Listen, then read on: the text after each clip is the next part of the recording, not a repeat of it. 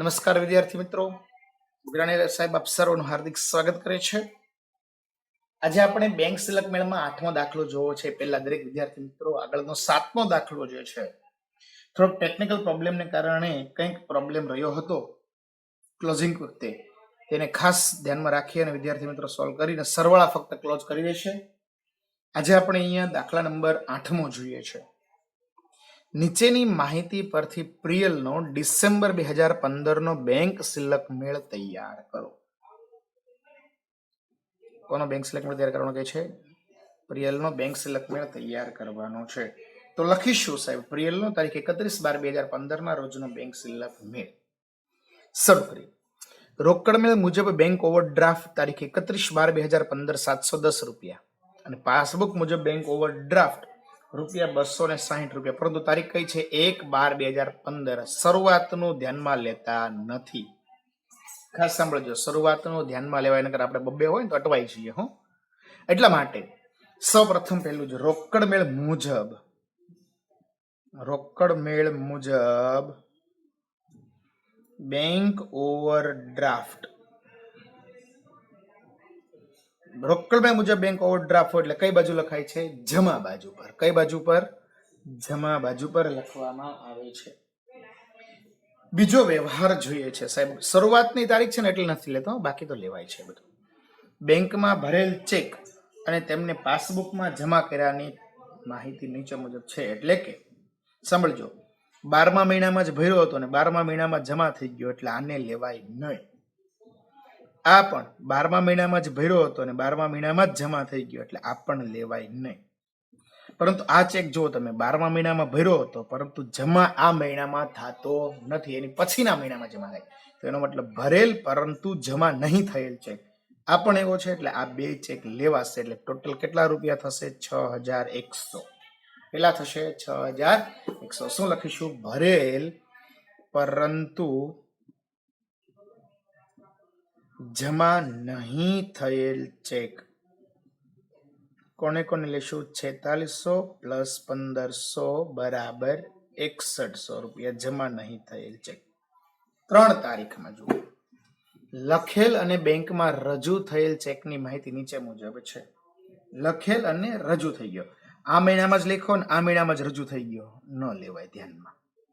આ મહિનામાં લખો પરંતુ આ મહિનામાં રજૂ થયો નથી એટલે આ ધ્યાનમાં લેવાશે. પાછો આ જ મહિનામાં લખો ને આ જ મહિનામાં રજૂ થઈ ગયો એટલે આ પણ લેવાશે નહીં. આ મહિનામાં લખો છે પરંતુ આ મહિનામાં રજૂ થયો નથી, તો કેટલા રૂપિયા થઈ જશે? તો એ જોઈએ. લખેલ પરંતુ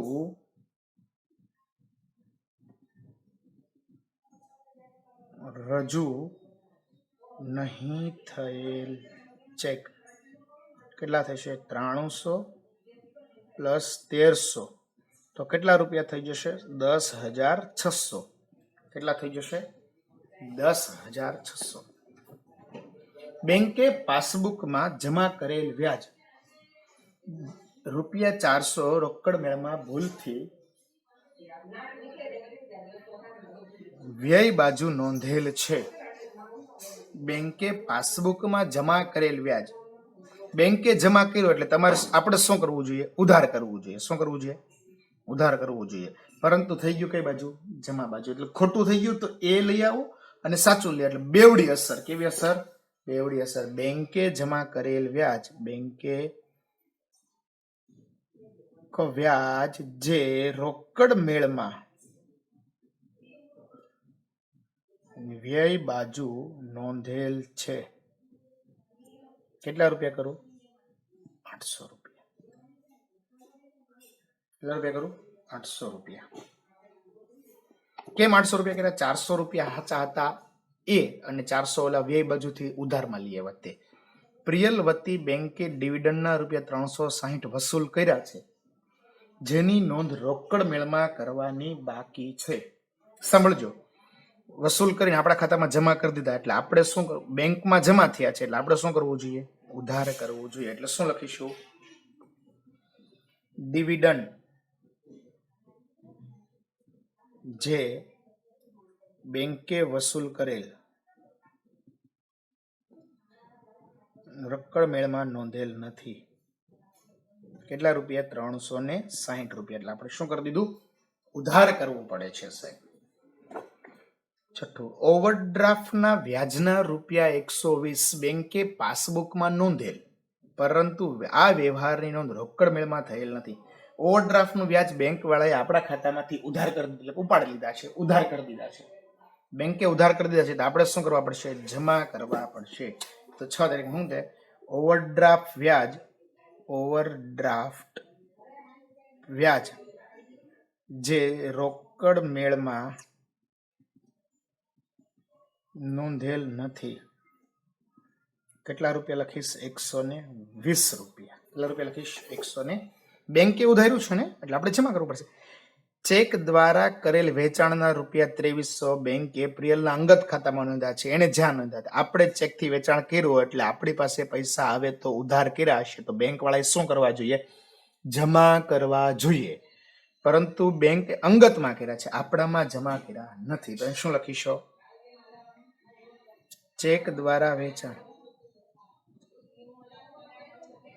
જે બેંકે અંગત ખાતામાં નોંધેલ છે. અંગતમાં લખાય ને એનો મતલબ આપણા ખાતામાં તો હજુ જમા, એને ભલે જ્યાં કર્યું ત્યાં, આપણા બેંકના ખાતામાં, ધંધાના ખાતામાં જમા થયું નથી. એટલે આપણે જમા કરવું પડશે જે કર્યું છે. 8 તારીખનો વ્યવહાર. પ્રિયલની વિનંતીથી બેંકે ઉધારેલ બેંક ચાર્જીસ 380 જતા કરે છે, જેની નોંધ રોકડ મેળમાં થયેલ નથી. વિનંતીથી જતા એટલે બેંકે જતું કરેલ બેંક ચાર્જીસ, બેંકે જતા કરેલ બેંક ચાર્જીસ જે રોકડ મેળમાં નોંધેલ. બેંકે જતું કર્યું એટલે આપણે શું કરવાનું છે વિદ્યાર્થી મિત્રો? ઉધાર કરવાનું છે. શું કરવાનું છે? ઉધાર કરવાનું છે. આપણે જાય છે જમા કરી દીધું હશે, આપણી આવક છે પ્રકાર, એટલે રોકડ મેળની વાત છે. 9 તારીખનો વ્યવહાર. લખેલ ચેકમાં સહી કરવાનું ભૂલી ગયેલ હોવાથી બેંકે રૂપિયા 2000 નો ચેક પરત આપેલ છે. આપણે લખી નાખ્યું એટલે પૈસા જાય છે તો જમા કરી દીધું. એટલે બેંકે શું કરવું જોઈએ? ઉધાર કરવું જોઈએ. શું કરવું જોઈએ બેંકે સાહેબ? ઉધાર કરવું જોઈએ. પણ બેંકે ઉધાર કરવાની ના પાડી દીધી. લખેલ પરંતુ સહી ના કારણે બેંકે પરત કરેલ ચેક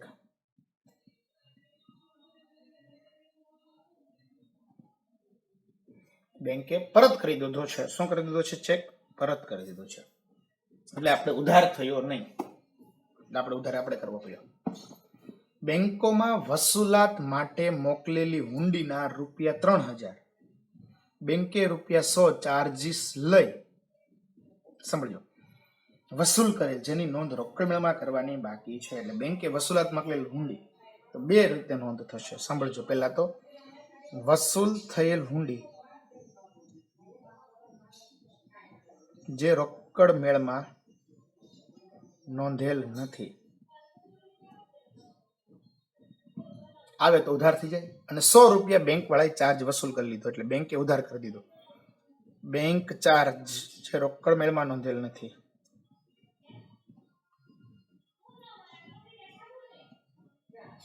₹100. બરાબર. સરવાળો કરી દઈએ. સરવાળો કરીએ 17,140 તો લખીએ 17,140 રૂપિયા. આ બાજુનો સરવાળો થાય છે તો આ બાજુ કેટલા ઘટે છે તેને શું કહેવાય? પાસબુક મુજબ બેંક શિલ્લક કેટલા આવશે? 7810. આ ઘટે છે અને શરૂ ક્યાંથી થયો તો રોકડ મેળથી, તો પૂરો ક્યાં થાય? પાસબુકમાં જમા બાજુ. તો શું કહેવાય? બેંક શિલ્લક તરીકે ઓળખવામાં આવે છે. હવે વિદ્યાર્થી મિત્રો આપણે જોઈએ છે દાખલા નંબર 9. શું કહે છે તે વાંચીએ છે. સાંભળજો. દાખલા નંબર 9 કોણ વ્યક્તિ છે? ધરમસિંહજી છે. કોણ છે?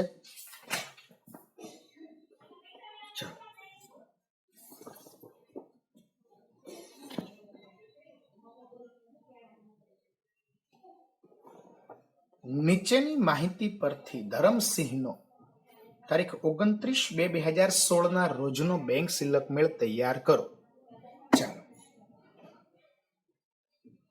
છેલ્લે આપ્યું છે, વાંચો જો. 29/2/2016 ના રોજ ધરમસિંહની પાસબુક ₹4,000 ઓવરડ્રાફ્ટ દર્શાવતી હતી. તો શરૂ કરો ત્યાંથી. પાસબુક મુજબ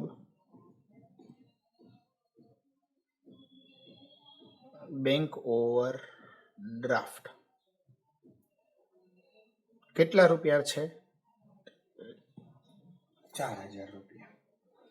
પહેલેથી શરૂ કરું છું. બેંકમાં ભરેલ પરંતુ વસૂલ નહીં થયેલ ચેક ₹5200. ચાલો, ભરેલ પરંતુ વસૂલ નહીં થયેલ ચેક કેટલા રૂપિયા છે? ₹5200. 2 તારીખનો વ્યવહાર. લખેલ પરંતુ બેંકમાં રજૂ નહીં થયેલ ચેક 37,000. શું લખીશું? લખેલ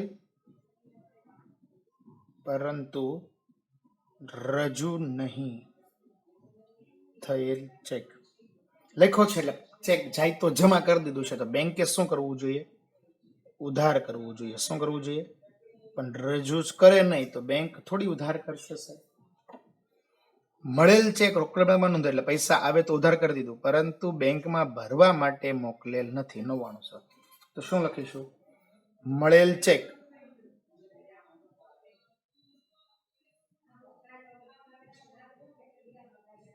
રોકડ મેળમાં નોંધેલ છે પરંતુ બેંકમાં ભરેલ નથી. 99 રૂપિયા. બેંકમાં ભરેલ ચેક નકારાયેલ, જેની નોંધ રોકડ મેળમાં થયેલ નથી. શું કહે છે? ભરેલ ચેક નકારાયેલ, રોકડ મેળમાં થયેલ નથી. એટલે હું લખીશું? બેંકમાં ભરેલ ચેક નકારાયેલ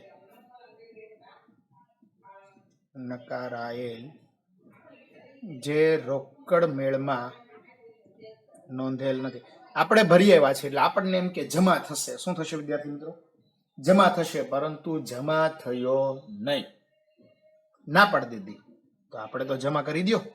ડિફરન્ટ છે, તફાવત છે, ઉભો થાય તો બંધ થઈ જશે. 5. બેંકે વસૂલ કરેલ રોકાણો પરનું વ્યાજ ₹1900. બેંકે વસૂલ કરેલ, આપણે લખીશું બેંકે વસૂલ કરેલ રોકાણ વ્યાજ. બેંકે વસૂલ કરીને બેંકે જમા કરી દીધું હશે કે નહીં કર્યું હશે? બેંકે વસૂલ કરેલ રોકાણ વ્યાજ, બેંકે વસૂલ કરીને બેંક ખાતામાં જમા કરી દીધું છે, તો આપણે શું કરવું પડશે? ઉધાર કરવું પડશે. શું કરવું પડશે? ધરમસિંહની સૂચના મુજબ બેંકે ચૂકવેલ ડિમેટ ચાર્જીસ ₹1320 રોકડ મેળમાં નોંધેલ નથી. બહુ સરસ છે. ધરમસિંહની સૂચના મુજબ બેંકે કરી દીધું છે એટલે બેંકે ચૂકવેલ ડિબેટ ચાર્જ શું કરી દઈશ? બેંકે ચૂકવેલ ડિમેટ ચાર્જ. બેંકે ચૂકવેલ મતલબ કે બેંક વાળાએ શું કરી દીધું છે? બેંકે ઉધાર કરી દીધું છે, જે રોકડ મેળમાં નથી. બેંકે ચૂકવી દીધું એટલે બેંકમાં શું થઈ ગયું છે? ઉધાર થઈ ગયું છે. તો આપણે શું કરવું પડશે? જમા કરવું પડશે. શું કરવું પડશે? 7 તારીખ.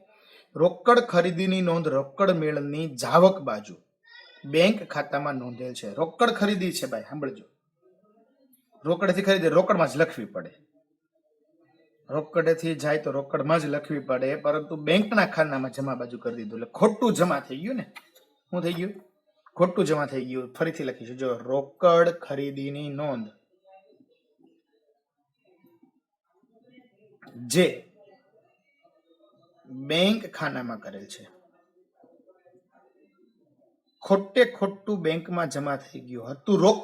રોકડની ખરીદી હતી. કોની હતી? રોકડની. તો રોકડના ખાનામાં લખાવવું જોઈએ. ખોટું જમા થઈ ગયું એટલે ઉધાર કરી દીધું. 8 તારીખનો વ્યવહાર વિદ્યાર્થી મિત્રો. લખેલ પરંતુ લેણદારોને આપવાનો રહી ગયેલ ચેક. ચાલો, લખેલ પરંતુ લેણદારોને આપવાનો રહી ગયેલ ચેક લખી નાખો એટલે પૈસા જાય છે તો જમા કરી દીધા. તો બેંકમાં શું કરવું જોઈએ? ઉધાર થવું જોઈએ. બેંકમાં શું થવું જોઈએ વિદ્યાર્થી મિત્રો? ઉધાર થવું જોઈએ, જે થતું નથી. 9 તારીખનો ધરમસિંહે તેના અંગત બેંક ખાતામાંથી લખેલ ચેક બેંકે ધંધાના બેંક ખાતામાં ઉધાર, ખોટો ઉધાર થઈ ગયો સાહેબ. અંગત ચેક જે બેંકના ખાતામાંથી ઉધારેલ છે, અંગત ચેક જે ધંધાના બેંક ખાતે ઉધારેલ, ખોટો ઉધાર થઈ ગયો છે સાહેબ, ખોટો ઉધાર થઈ ગયો છે. તેને શું કરવો પડશે? જમા કરવો પડશે. શું કરવો પડશે? એને જમા કરવો પડશે, તો આ ભૂલ સુધરશે.